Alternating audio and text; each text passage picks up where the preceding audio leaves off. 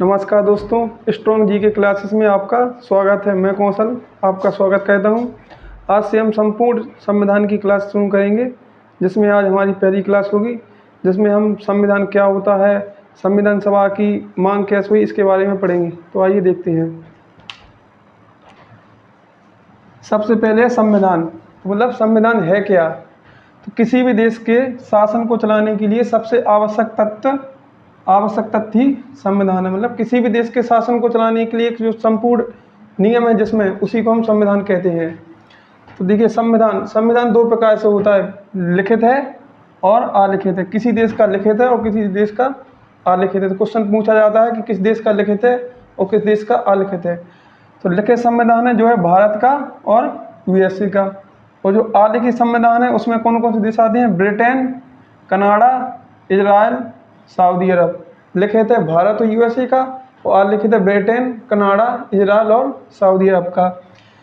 हमारे नेताओं द्वारा समय समय पर संविधान सभा की मांग उठती रही कि संविधान भारत के लोगों की इच्छा के अनुसार होना चाहिए, न बल्कि जो अंग्रेजों के हिसाब से चलता है हमारे देश, उनके अनुसार। तो देखिए, संविधान सभा की मांग सबसे पहले 1895 में बाल गंगाधर तिलक ने स्वराज विधेयक के माध्यम से संविधान सभा की मांग की। तो क्वेश्चन पूछा जाएगा कि सर्वप्रथम संविधान सभा की मांग किसने की, असफल मांग। तो स्वराज विधेयक के माध्यम से बाल गंगाधर तिलक ने। नंबर दूसरे पर 1922 में महात्मा गांधी ने मांग की। महात्मा गांधी ने कहा कि भारत का संविधान भारतीयों के इच्छाओं के अनुसार होना चाहिए। तो क्वेश्चन पूछा जाएगा किसने कहा कि भारत का संविधान भारत के लोगों की इच्छा के अनुसार होना चाहिए। महात्मा गांधी ने। कब कहा, 1922 में। तीसरे पे आता है 1924। मोतीलाल नेहरू ने संविधान निर्माण के लिए संविधान सभा का गठन किया, और 1923 में स्वराज पार्टी की स्थापना हुई थी। उसके एक साल बाद 1924 में मोतीलाल नेहरू ने संविधान निर्माण के लिए संविधान सभा का गठन किया, लेकिन ये सब असफल हुए। अब आता है 1928। नेहरू रिपोर्ट के माध्यम से मोतीलाल नेहरू ने संविधान बनाने का प्रथम असफल प्रयास किया।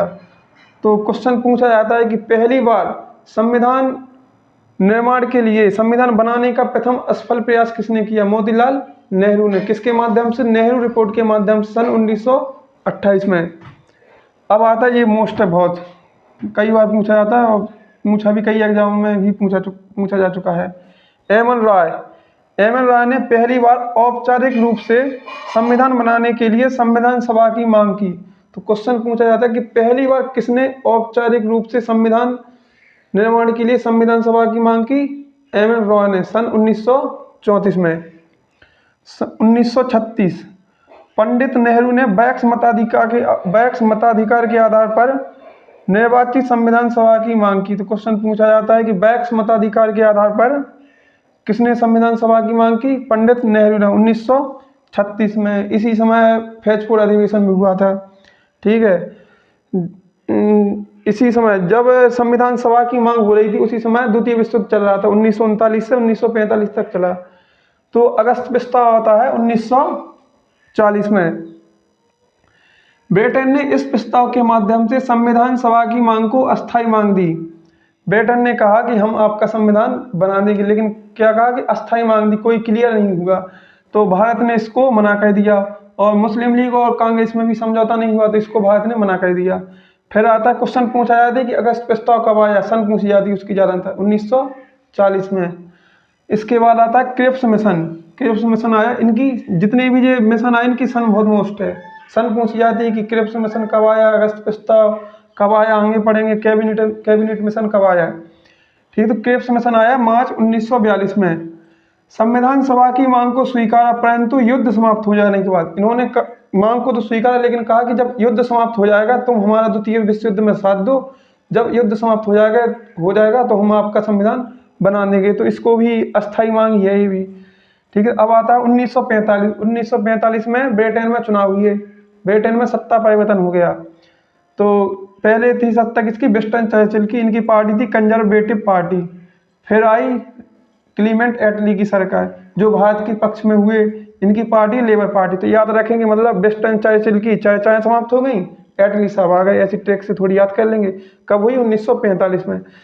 क्लीमेंट एटली अपने भारत के पक्ष में थे, तो इन्होंने भेजा cabinet mission, very very most, कई बार पूछा जाता है, बहुत मोस्ट है।